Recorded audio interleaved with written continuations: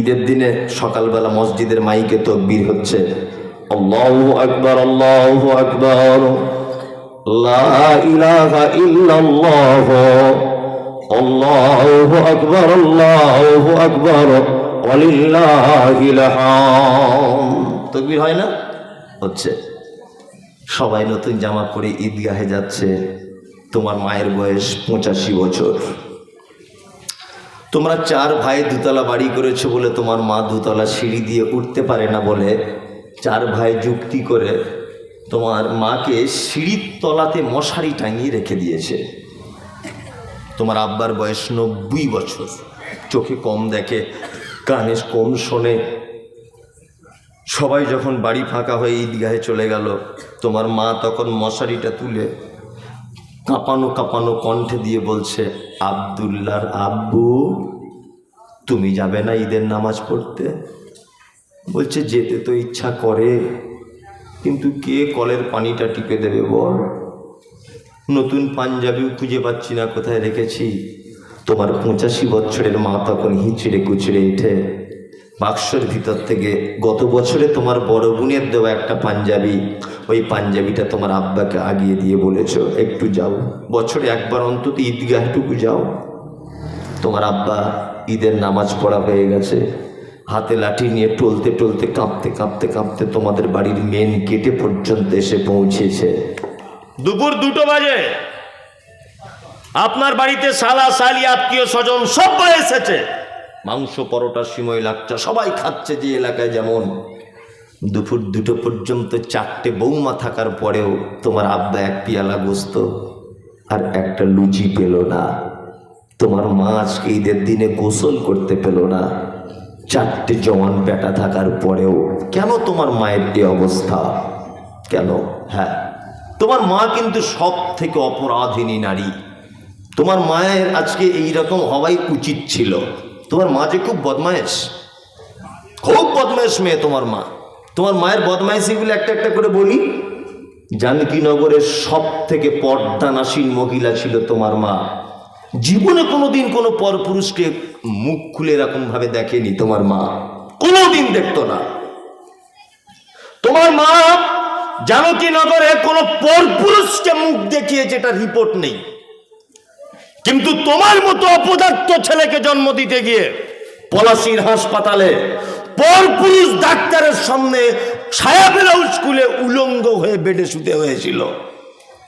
যে মা মুখ দেখাতো না পরপুরুষকে, তোমার মতো বেটাকে জন্ম দিতে গিয়ে তার সব থেকে গোপনের অঙ্গটা পরপুরুষ ডাক্তার বাবুকে দেখিয়ে দিয়েছিল, লজ্জা করেনি। তোমার মায়ের বদমাইশিটা বলি। তোমার মায়ের মাথার চুল কালো কুচকুচ কুচকুচ কুচকুচ করত, হাঁটু পর্যন্ত দুলত। পাড়ার অন্য মেয়েরা তোমার মায়ের মাথার চুল দেখতে আসতো। তোমার মতো অপদার্থ ছেলেকে জন্ম দিতে গিয়ে হসপিটালের বেডে কালো চুলগুলো লাল রক্তে জমাট বেঁধে গিয়েছিল। এটা তোমার মায়ের 2য় অপরাধ। তোমার মায়ের 3য় নম্বরের অপরাধ, তোমার মা ছিল ভীতু প্রকৃতির নারী। জীবনে কোনোদিন হাতে ইঞ্জেকশন পর্যন্ত দিতে পারতো না, এত ভয় করত। কিন্তু তুমি যখন পেটে এসেছো, ডাক্তারবাবুর কাছে তোমার মা দাঁড়িয়েছে। ডাক্তারবাবু মেশিন দিয়ে পেটটা চেক করে দিয়ে বলছে, মা তোমার বাচ্চা সোজাসুজি থাকার কথা, টেঁড়া হয়ে লেগে আছে পেটের ভিতরে। 1 ঘন্টার মধ্যে যদি বাচ্চা কেটে না বার করা হয় তুমি মারা যাবে, বাচ্চা মারা যাবে। তোমার মা সেদিন ডাক্তারের পায়ে দুটো জড়িয়ে ধরে বলেছিল, ডাক্তারবাবু আমার প্রাণীর বিনিময়ে হলেও আপনি আমার বাচ্চাকে একবার বাঁচান। যে মা ইনজেকশন দিতে ভয় করে, সেই মা জীবিত অবস্থায় তোমার মায়ের সাদা হাঁসের ডিমের মতো ফর্সা পেট ডাক্তারবাবু ধারালো কাঁচি দিয়ে ক্যাচ করে কেটে দিয়ে তোমাকে পৃথিবীর আলো দেখানো হয়েছিল। সেই যে তোমার মায়ের মোটা সূচার সুতো দিয়ে পেট সেলাই, আজও 80-90 বছর বয়সে মশারির ভিতরে তোমার মা তার বেদনা অনুভব করে। এটা তোমার মায়ের 3 নম্বরের অপরাধ। তোমার মায়ের 4 নম্বরের অপরাধ, তোমার নানির বাড়ি ছিল উত্তর 24 পরগনাতে। এইখানে বাসে উঠেছে তোমার মা, বাসে খুব ভিড়, তোমার মা কোনো রকম সিটে বসেছে, তোমার বয়স তখন 1.5 বছর। সিটে বসেই তোমার মাকে বলছো, মা একটু দুধ দে না, মা খাই, একটু দুধ দে না। তোমার মা জানকীনগরের পর্দাশীল মেয়ে, কি করে বা বুকের ব্লাউজটা খুলবে? বাসের ভিতরে কত যুবক ছেলে, তুমি যখন বারবার বাধ্য করেছো, বিরক্ত করেছো, তোমার মা ব্লাউজের হুকটা খুলে দিয়ে বলছে, এ নাও বেটা দুধ খাও। একদিকে দুধের মোটা তোমার মুখে লাগিয়েছে, আর একদিকে মাথার কাপড় পড়ে যাচ্ছে বলে বারবার কাপড় ঠিক করছে। অসভ্য বাসের ভিতরে যুবকেরা তোমার মায়ের দিকে ফ্যাল ফ্যাল করে দেখছে। তোমার মা যদি সেদিনে একবার যদি বলে দিত, বেটা বাসের ভিতরে কি করে ব্লাউজ খুলবো, খুব লজ্জা করছে, আমি মমতাজুল ইসলাম বলছি, তোমার কচি কণ্ঠনালী আটকে তুমি সেদিন মারা যেতে। চিকিৎসা বিজ্ঞানীরা বলেন প্রত্যেক দিন একটা মা তার বাচ্চাকে 8 বার করে দুধ পান করায়, একবারে 250 গ্রাম দুধ পান করাতে হয়। কোরআনের ভাষা 30 মাস দুধ পান করতে হয়। 50 টাকা যদি দুধের কেজি হয়, একটা বাচ্চা তার মায়ের 90,000 টাকার দুধ পান করে। শুধু 90,000 টাকার তুমি দুধ পান করেছো তোমার মায়ের। তোমার আব্বাকে জানো?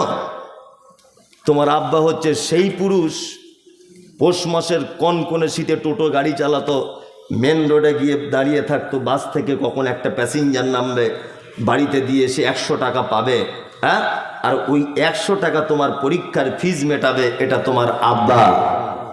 তুমি ভালো মিশনে পড়বে বলে দুর্গাপুরে গেছে 60 বছর বয়সে রাজমিস্ত্রির লেবার খাটতে, মাথাতে এরকমভাবে বোঝা তুলে নিয়ে 2 তলা সিঁড়ি দিয়ে তোমার আব্বা কাঁপতে কাঁপতে উঠছিল, একটাই কারণ, আমার ছেলে মানুষের মতো মানুষ হোক। এটা তোমার আব্বা। কোরআন এদের মর্যাদা বাড়াতে বাড়াতে এই কথা বলেছেন, ইয়াসআলুনাকা মাযা ইউনফিকুন কুল মা আনফাকতুম মিন খাইরিন ফালিল ওয়ালিদাইন ওয়াল আকরাবিন ওয়াল ইয়াতামা ওয়াল মাসাকিন ওয়া বনিস সাবিল ওয়া মা তাফআলু মিন খাইরিন ফাইন্নাল্লাহা বিহি আলিম। আল্লাহ সুবহানাহু ওয়া তাআলার কাছে আল্লাহ সুবহানাহু ওয়া তাআলা পবিত্র কোরআনে বলছেন, ইয়াসআলুনাকা মাযা ইউনফিকুন। নবীকে জিজ্ঞাসা করা হচ্ছে, নবী আপনি বলুন সারা পৃথিবীতে যত টাকা পয়সা আমরা খরচা করি, উত্তম খরচা করার জায়গা কোনটা? আল্লাহ তারপরে জবাব দিচ্ছেন, কুল মা আনফাকতুম মিন খাইরিন ফালিল ওয়ালিদাইন। তুমি তোমার পিতামাতার জন্য যে খরচাটা করো, এটা হচ্ছে সব থেকে উত্তম খরচা। মোবাইলটা বন্ধ করুন ভাই, মোবাইলটা বন্ধ করুন। কি বললাম বুঝলেন? আপনি মাদ্রাসায় দান করলেন 100 টাকা, 100 নেকি হতে পারে। 2 মসজিদে দান করলেন 200 টাকা, 200টা নেকি হতে পারে। কিন্তু আজকে এখন এখান থেকে বাড়ি যাওয়ার সময় আপনার মা শীতকালে নামাজ পড়বে, যদি 100 টাকা দিয়ে একটা ওড়না যদি কিনে নিয়ে যান, ইনশাল্লাহ 1 লক্ষ নেকি হবে। কোথায় জান্নাত খুঁজছেন? কিছু লোককে দেখতে পাওয়া যাচ্ছে টাকা বেশি আছে, প্রত্যেক বছর ওমরা হজ করতে যাচ্ছে, প্রতি বছরে। চাচা তসবি গুনতে গুনতে বলছে, মৌলভী সাহেব এবারেও নিয়ত করেছি ইনশাল্লাহ পশ্চিম দিকে যাব বলছে। আর মা 3 মাস পরে পরে পালি সিস্টেমে ভাত খায়। হাজি সাহেব খুব সাবধান, খুব সাবধান, এইখানে ভালো করে সেবা যত্ন করুন, জান্নাতে যাবার রাস্তা রেডি করুন, তবে প্লেনে করে মক্কায় যান, তার আগে নয়। অত সহজ নয়। আপনি ভাববেন না মনে হয় টাকা আছে বলি মক্কা থেকে ঘুরে এলাম আর জান্নাত আমার রেজিস্ট্রি করা হয়ে গেল, অত সহজ নয়। কি বললাম বুঝলেন? আগে এই জান্নাত ঠিক করুন, তবে ওইখানে জান্নাত। অত সহজ নয়। পিতামাতার সঙ্গে সদ্ব্যবহার করবেন ইনশাল্লাহ, ইনশাল্লাহ, ইনশাল্লাহ। বর্তমান সমাজে যত পিতামাতা অবহেলিত, তার 1-2 কারণ। প্রথম নম্বর কারণ হচ্ছে বেটাকে দিনের শিক্ষা না দেওয়া। দ্বিতীয় কারণ, বৌমা হিসাবে ভুল নারীকে নির্বাচন করা। কি বললাম বুঝলেন? নবীজি কি বলেছেন? নবীজি বলেছেন একটা নারীকে বিবাহ করবে 4টে গুণ দেখে। 1, সুন্দরী কিনা দেখো। 2, টাকা পয়সা আছে কিনা দেখো। 3, বংশমর্যাদা ভালো কিনা দেখো। 4, মেয়েটা দিনদারিতা আল্লাহ ভীরুতা আছে কিনা তুমি দেখো। 4টে গুণ, তাই না? আপনি আপনার বেটার বউ দেখতে গেছেন, গিয়ে বলছেন মা তোমার নাম কি? বলছে শেফালি খাতুন। বাহ, খুব সুন্দর নাম। তোর আব্বা কি করে মা? বলছে আমার আব্বার 4টে লরি আছে, আর পলাশির একদম মেন গেটের সামনে মেন রোডের উপরে 12টা দোকান। তোমরা কটা ভাই বোন? বলছে আমি বাপের একাই, আমার ভাইটাই কেউ নাই। এর আর মাথায় কাজ করছে না। এ তো মেয়ে সুন্দর দেখতে যায়নি, 12টা দোকান শুনেছে, ও ভাবছে সব আমার বেটা পেয়ে যাবে, আর মরলেই হলো একবার, বুঝলেন না? শেষের বারে জিজ্ঞেস করছে মা, তো বলছে কি কতটা লেখাপড়া জানো? বলছে উচ্চ মাধ্যমিক দিয়ে বাড়িতে বসে আছি। বলছে মা কলেজে ভর্তি হওনি? বলছে না কলেজে ভর্তি হয়নি। বলছে মা এখন তাহলে বাড়িতে বসে বসে কি করো? বলছে কিছু করি না, মাঝে সাঝে টিকটকে ভিডিও করি। তখন চাচা বাড়ি এসে ওর স্ত্রীকে বলছে শোনো, চাতা মেয়ে দেখি নাই, 12টা দোকান রোডের ধারে, 5টা লরি, মেয়ে লোকাল মেয়ে নয়, টিকটকের নায়িকাও বটে। বাড়ি এসে চাচিকে বলছে, চাচি তখন খুব সিরিয়াল দেখা চাচি, ও বুড়ো বয়সে খুব ভালো নেই, হ্যাঁ সিরিয়াল দেখা চাচি বলছে তাহলে এই বৌমাই ভালো। তুমি যদি টিকটকের নায়িকাকে বৌমা করে আনো, ঝাঁটা খেতে হবে না দই খাবে? ঝাঁটা, তোমাকে ঝাঁটাই মারবে। নবীজি বলেছেন তুমি একজন দ্বীনি শিক্ষায় শিক্ষিতা নারীকে তুমি যদি বিবাহের জন্য বৌমা হিসাবে নির্বাচন না যদি করো, সমাজে ফিতনা সৃষ্টি হবে, মারামারি লাগবে, সংসারে অশান্তি অরাজকতা দেখা দেবে। একথা বলছেন মুহাম্মদ সাল্লাল্লাহু আলাইহি ওয়াসাল্লাম। দিনদারি নারীকে আগে প্রাধান্য দেন। আর সত্যি দিনদারি মেয়ের দাম আছে, বললে হবে না। আমার তো মহিলা মাদ্রাসা আছে, সোশ্যাল মিডিয়া দেখেছে, কত ডাক্তার মাস্টার উকিল ফোন করছে, হুজুর একটা মেয়ে দেখে দেন না মাদ্রাসা থেকে। আর আমিও সেরকম লোক, আমি দেখে দিতে পারি 1 লাখ টাকা লাগবে, 1 লাখ। মেয়ের বাপকে তো দিতে হবে না, তোমাকে লাগবে আমার মাদ্রাসায় ডোনেট 1 লাখ, তবে ভালো মেয়ে পাবে। কেন অন্য জায়গায় মেয়ে ভালো পাচ্ছ না এখন? আমি বলে দিচ্ছি, মেয়ে এখন মাদ্রাসায় পড়ানো ছাড়া মেয়েকে আর ভালো রাখা যাবে না। বর্তমান যে সমাজ হয়েছে, ভালো রাখা সম্ভব বলুন? পিছনে পিছনে ঘুরবেন আপনি আপনার মেয়ের, আমি আমার মেয়েকে ভালো রাখতে পারবো না, কোনো সম্ভব নয়। বিনীত অনুরোধ, পিতামাতার সঙ্গে খারাপ ব্যবহার করিয়েন না ভাই, আখেরাত হারিয়ে যাবে। আখেরাতের দিককে লক্ষ্য রাখবেন, পিতামাতার সঙ্গে সেবা করবেন, যত্ন করবেন। শীতের দিনে কম্বল চাদর যেটা লাগবে এনে দেবেন, যেটা খেতে চায় মা, মায়ের পিছনে খরচা করবেন। পৃথিবীর উত্তম খরচা করার জায়গা হচ্ছে এটা। চলুন, তারপরে লোকমান হাকিম তার বেটাকে আরো অনেক কথা বলছেন, আমি সেগুলো বাদ দিয়ে মাঝখানে 2টো আয়াত বাদ দিয়ে তারপরে বলছি। লোকমান হাকিম তার বেটাকে বলছেন, ইয়া বুনাইয়া আকিমিস সালাতা ওয়া'মুরু বিল মা'রুফ ওয়া নাহি আনিল মুনকার ওয়াসবির আলা মা আসাবাকা ইন্না যালিকা মিন আজমিল উমুর। বেটা সালাত আদায় করবে, নামাজ পড়বে। কি করবে? নামাজ পড়বে। নামাজ পড়েন তো আপনারা? পড়ছেন? 5 ওয়াক্ত পড়ছেন তো? ওই কারা 5 ওয়াক্ত কারা? হ্যাঁ, আমি সব বলছি, হবে তো শুরু করেছি, এবার আপনি থামুন। কি দিই দেখুন ওষুধটা, হোমিওপ্যাথি ওষুধ। দাঁড়া, তার মানে নামাজি আছে অবশ্য, কিছু কম আছে, তাই না? কম। আমাদের বাজারে 4-5 কোয়ালিটির নামাজি দেখতে পাওয়া যায়। 1, জোহরে যায়, আসরে যায়, মগরিবে টাইম পায় না, এর সাথে খুব ব্যস্ত, ফজরে ঘুম ভাঙে না, এরকম আছে না? আচ্ছা। 2, শুধু জুম্মার দিনে যায়। 3, ঈদুল ফিতর, ঈদুল আজহা। 4, 5 ওয়াক্তই যায় না জেনে পড়ে। যদি বলছেন 5 ওয়াক্ত পড়ে না জেনে, মানে বুঝলাম না। চাচা কত বছর নামাজ পড়ছো বাপ? বলছে বাপ 25 বছর হয়ে গেছে আজকে। 25 বছর? বলছে হ্যাঁ। দোয়ায় কুনুতটা বলো তো? বলছে বাপ অত বড় দোয়া মুখস্থ করতে পারিনি বাপ, একদম মুখস্থ নেই। আচ্ছা রুকু থেকে উঠে কি বলে? বাপ ওটাও নাই। সেজদাতে গিয়ে বাপ অত কিছু জানি না, তবে 25 বছর নামাজ পড়ছি। বুদ্ধি কম, বয়স বেশি হয়েছে, চোখে কম দেখি। চোখে কম দেখে, বুদ্ধি কম। কোনো দোকানদার 2 টাকা কম দিকতে দেখি, কি করে বুঝতে না পারে? হ্যাঁ, মাঠে গিয়ে পরের জমির আলি কেটে কি করে জমি বাড়াতে হয় সেই জ্ঞান আছে ওর, ও দুয়া জানে না, তাই না? এক পাক্কা চিটার ধরনের লোক, বাটপা। যদি বলছেন কেমন, এই দেখুন এই লোকটা আবার কত ডেঞ্জারাস দেখুন, এতদিন এটা আপনাকে কেউ বলে দেয়নি। 25 বছর নামাজ পড়ছে, দুয়ায় কুনুতে এরকম করছে। যে তুমি দুয়া জানো না, ঠোঁট লাড়াচ্ছ কেন? এটা তো একটা যুক্তি। যুক্তি কি যুক্তি নয় বলুন? রুকু থেকে উঠে দোয়া বলতে হয়, তো তুমি যখন দোয়া জানো না তাহলে তুমি চুপ থাকবে, তাই না? তুমি ঠোঁটটা নাড়াচ্ছ, কি বলো? তার মানে আল্লাহর সাথে পর্যন্ত ধোঁকাবাজি করছে মসজিদের ভিতরে। ঠিক বলছি না ভুল বলছি? এরকম লোক আছে না নেই? আচ্ছা, তোমার সব জ্ঞান টনটনে আর দুয়ার বেলা পারো না।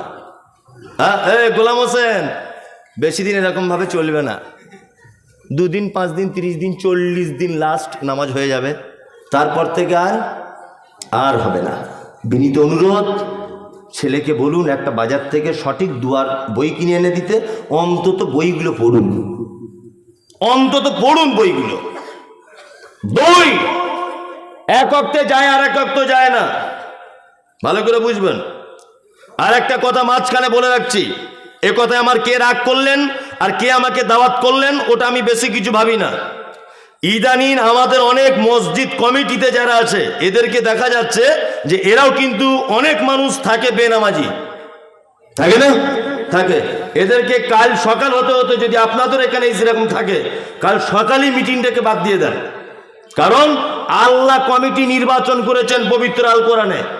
আল্লাহ দেখুন, ইমাম সাহেবের গলার সুর ভালো হবে কিনা এটা আল্লাহ বলেনি, ইমাম সাহেব দেখতে কেমন হবে এটা আল্লাহ বলেনি, ইমাম সাহেবের যোগ্যতা কতটা থাকবে এটা আল্লাহ বলেনি, কিন্তু আল্লাহ বলেছে মসজিদের কমিটি যারা হবে, যারা এর কমিটি বা এর পরিচালনার দায়িত্ব থাকবে, তার প্রথম গুণ হচ্ছে সালাত আদায় করবে, 5 ওয়াক্তে নামাজ পড়তে হবে তার।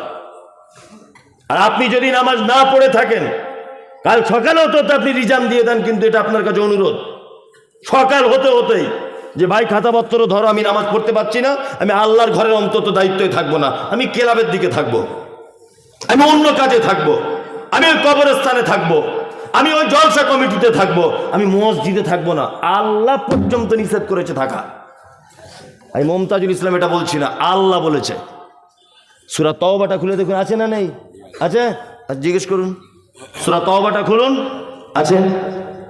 বিনীত অনুরোধ, সালাত বাধ্যতামূলক ইবাদত।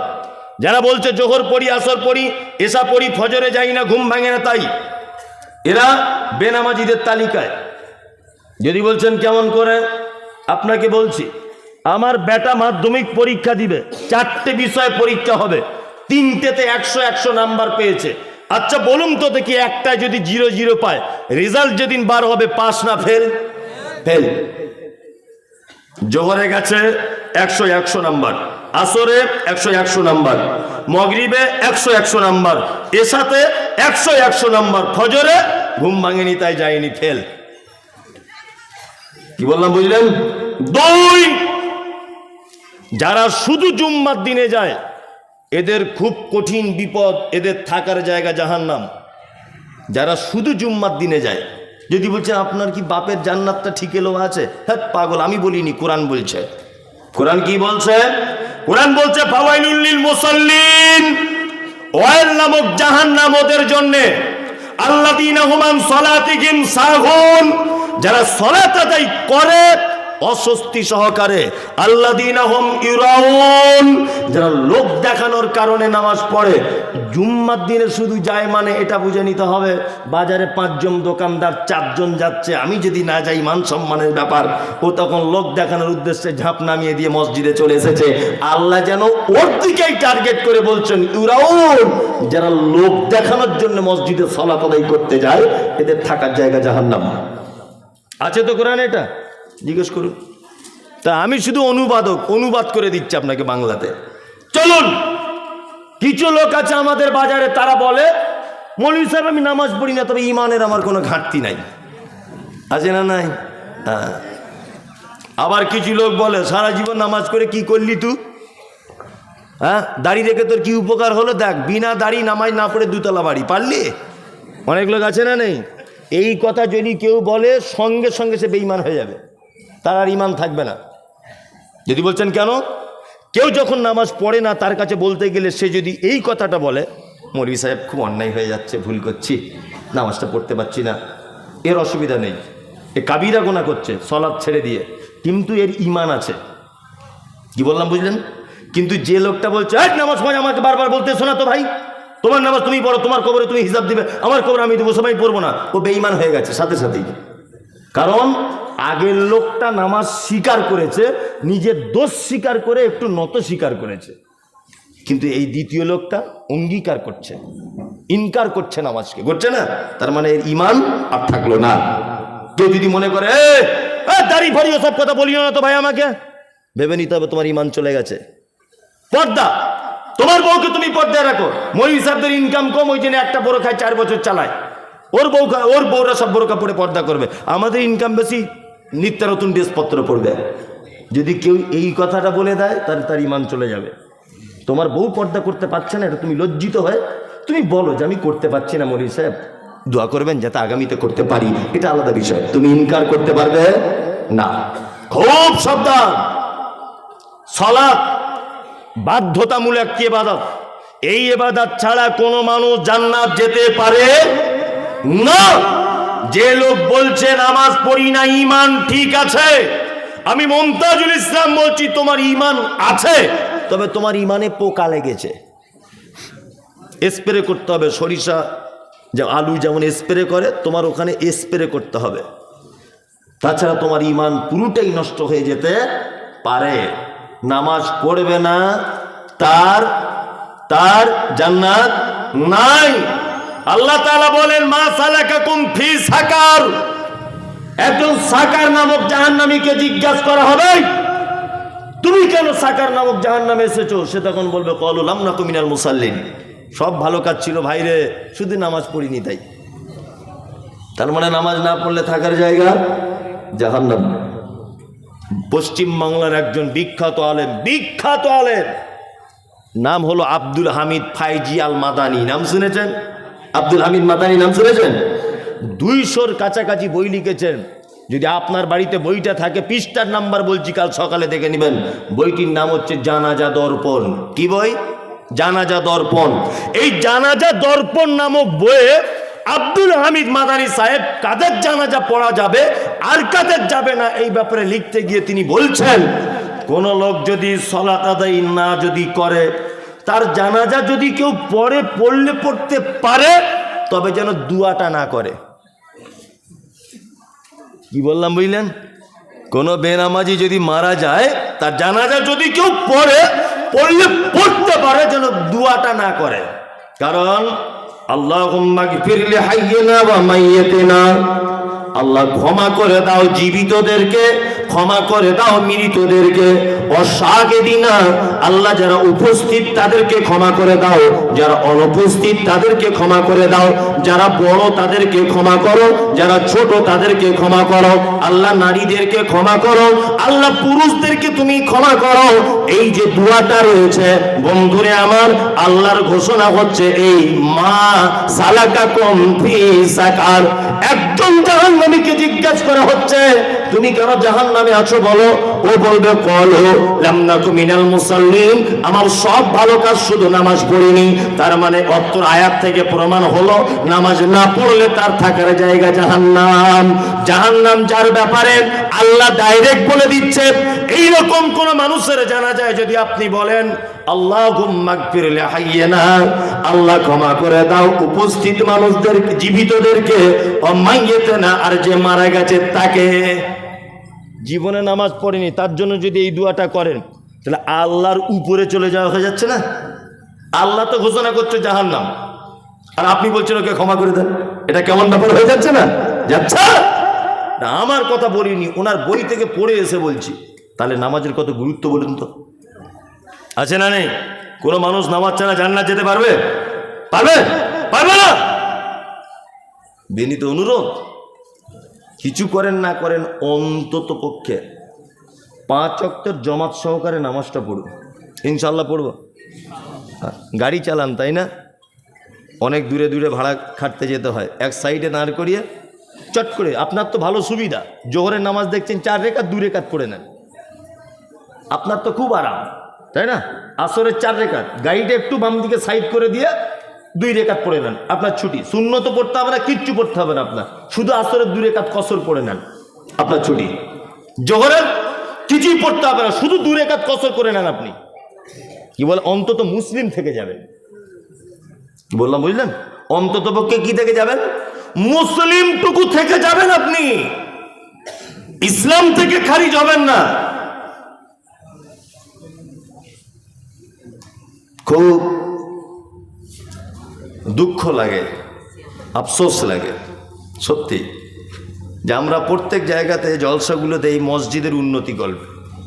কিসের উন্নতি? না আমাদের মসজিদের মার্বেল পাথরটা লাগাতে হবে তাই। আচ্ছা বলুন তো, মাটির মসজিদে নামাজ পড়লে নেকি কম আর মার্বেলে পড়লে নেকি বেশি, এরকম কোনো ব্যাপার আছে? আছে তাই। তা আপনার মার্বেলের উপরে এত কেন আপনার টেনশন এসে? কই মসজিদের সর্দার সাহেব, মসজিদের ইমাম সাহেব, মসজিদের যারা পাক্কা মুসল্লি, তারা মিলিয়ে কই এটা তো বলে না, চলো প্রতিদিন আমরা টার্গেট করব 5 জন করে নামাজি বাড়াতে হবে, পাড়ায় পাড়ায় ঘুরি চলো ভাই, হাতটা ধরে বলি, তাহলে ইমাম সাহেবেরও লাভ হলো, তাই না? ইমাম সাহেবেরও লাভ হলো, সর্দার সাহেবেরও লাভ হলো। কারণ লাভ এই যে ওদের কথাতে যদিও নামাজ ধরে যায়, ও যতদিন নামাজ পড়বে এরা ততদিন নাকি পাবে। লাভ হলো না লস হলো? শুধু সিমেন্ট আদায় করতে ছুটছে সব জায়গাতে, আমাদের গ্রামেও তাই। কি বললাম, শুধু সিমেন্ট আদায়, বালি আদায়, রড দাও, পাথর দাও, মসজিদ বিশাল চিকচক ঝিকঝাক মার্বেল পাথর, যেন একেবারে নিজের ছবি নিজে দেখতে পাচ্ছে। ফজরে 3 জন, বলুন তো এই মসজিদের কোনো কোনো কদর আছে? হ্যাঁ নাই। হ্যাঁ, বিয়ে বাড়িতে গান বাজছে, ঢোল বাজছে, ও আজকে বুবুর হাসি খুশি, কালকে বুবুর বিয়ে, সব গান টান চলছে, কেউ ড্যান্স করছে, ডিজে বাজছে, সব রেডি, প্যান্ডেল মিষ্টি মেটাই সব চলে এসেছে, বর আসেনি। বর, আচ্ছা বলুন তো বিয়ের দাম আছে? বিয়ের মেন কে? বর। বর না এলে বিয়ের দাম নাই। মসজিদে রং করা, আতর লাগানো, টাইলিস, ওই আপনার রাজস্থানের শ্বেত পাথর সব দিয়ে সাজানো, নামাজই নাই সব জায়গাতে। সব জায়গাতে, আপনাদের কথা বলছি না আমি একা, সব জায়গাতে এখন এই অবস্থা। এই অবস্থা নাই প্রতিটা জায়গাতে। তার মানে মানুষ একটা সহজ রাস্তা বুঝেছে। কি রাস্তা বলুন তো? এই যে একজনে 5,000 টাকা দিয়েছে আর বক্তা বলছে, ও গো আল্লাহ দয়াময়, দয়ারই সাগর, করুণা করো গো তুমি অমুকের উপর, মানে এমন দোয়া করছে মনে হচ্ছে জান্নাতে জায়গা নাই, ওকে ঠেলে ঢোকাচ্ছে, তুই ঢোক তাড়াতাড়ি। কি বুঝেছে? কেউ 2,000 দিচ্ছে, মাঝখানে ছেড়ে দিয়ে পালিয়ে আসছে, কেউ 20,000 ঢুকিয়ে দিয়ে চলে আসছে জান্নাতে। মানে এও ভাবছে যদি এত বড় বক্তা মমতাজুল ইসলাম, সারা পশ্চিমবাংলার নাম করা লোক, এ আমার জন্য দোয়া করছে জান্নাত যাবো না, মানে ঘোড়ার ডিম যাবে, 10 পয়সাও নেকি নাই। সলাৎ ছাড়া তোমার কোনো নেকি কিয়ামতের দিন আল্লাহর দরবারে কাজে আসবে না, আসবে না, আসবে না, কোশ্চিন কালেও আসবে না। কি বললাম বুঝলেন? আসবে না। সলাৎটা ঠিক কেমন জানেন তো? নামাজটা কেমন জানেন? আপনাকে বোঝায়। আমার ছেলে আমাকে মাঝে সাঝে বলে, আব্বা মিলিটারির চাকরি করব। এই আর কি, আমার ছেলের বয়স এই 12 বছর, শুধু বলে আব্বা বড় হলে আমি মিলিটারি হব। আমি তা হবি, হ, তো যদি শখ থাকে তাই হয়। 12 বছর বয়স, কিন্তু আমার থেকে আমার ছেলে এতটা আরো লম্বা বেশি, আর সেই চেয়ারা স্বাস্থ্য, মিলিটারি মতোই লাগে দেখে আর কি, বাঘের বাচ্চা। তাই বলছি ঠিক আছে তুই মিলিটারি হ, তাহলে অসুবিধা নেই। ও তো বোঝে না ক বছর বয়সের। তা বোঝানোর জন্য বলছি, আমার ছেলে পরীক্ষা দিয়েছে, ধরে নেন রান করেছে মাঠে ফার্স্ট, একদম 1 নম্বরে। আমার ছেলে জাম দিয়েছে, আমার ছেলে ফার্স্ট। লিখিত পরীক্ষায় আমার ছেলে ফার্স্ট, মৌখিক পরীক্ষায় আমার ছেলে ফার্স্ট।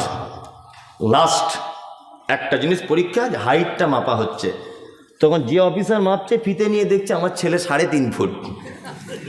আচ্ছা বলুন তো চাকরি হবে মিলিটারিতে? হবে? হবে না। হেডমাস্টার হতে পারবে, ও ডাক্তার হতে পারবে, ও ইঞ্জিনিয়ার হতে পারবে, তাই না? ও উকিল হতে পারবে, ও ব্যারিস্টার হবে, ও বিচারপতি হবে, সব কিছু হবে। কিন্তু মিলিটারি এই চাকরিটা বা আর্মিতে আমার ছেলে কোশ্চিন কালেও চান্স পাবে না। কারণ এই চাকরির শর্তটাই হচ্ছে লেখাপড়া তুমি মাধ্যমিক উচ্চ মাধ্যমিকে 4-5টা ব্যাক পাবো, তো অসুবিধা নেই। হাইট ভালো হতে হবে, চেহারা ভালো হতে হবে, রান ভালো করতে হবে, ক্ষমতা ভালো থাকতে হবে, শরীরে কোনো খুঁত থাকলে হবে না, এটাই ব্যাপার। তাই না? হাইট ভালো হতে হবে, তার মানে বোঝা যাচ্ছে যে এই ডিপার্টমেন্টের এটাই মেন শর্ট, যে হাইটটা ভালো হতে হবে। ঠিক তেমন জাকাত দিয়েছেন আলহামদুলিল্লাহ, জলসা শুনেছেন আলহামদুলিল্লাহ, নেকি হয়েছে, কোনো অসুবিধা নেই, কোনো অসুবিধা নেই। বোনের জমি বুঝে দিয়েছেন আলহামদুলিল্লাহ, খুব ভালো জিনিস। পাড়া প্রতিবেশী সবার সঙ্গে ভালো ব্যবহার করেছেন আলহামদুলিল্লাহ, খুব ভালো জিনিস। শুধু নামাজ নেই, জান্নাত নেই।